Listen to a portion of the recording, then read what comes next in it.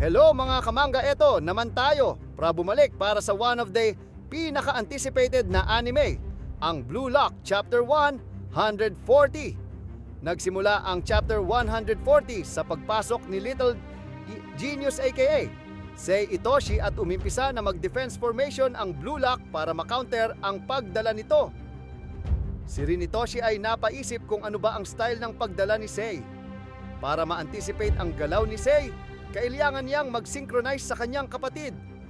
Kailangan niyang ilagay ang sarili sa sapatos ni Sei Itoshi para malaman ang play nito at para makounter. Subalit, sadyang magaling talaga tong si Sei sa kilos at style ng pagdala ng bola. Ang style ni Sei Itoshi ay passive type ng pag-dribble na hindi pangkaraniwan compared to Bachira and Yukimi style.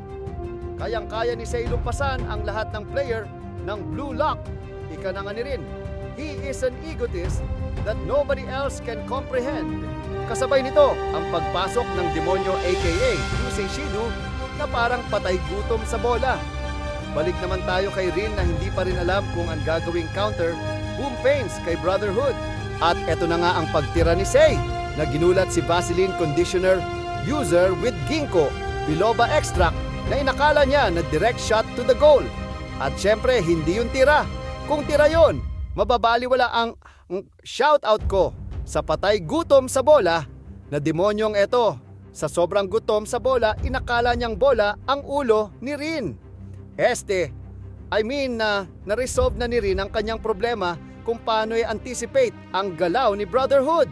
Sa bilis na 30 milya bawat oras na may lakas ng 40 Newton, pamura ka na lang sa sakit. At tinanong pa nung kasama niya kung okay lang siya, sabi ni Rin, "Yeah, ikaw kaya sipain ko ng ganon.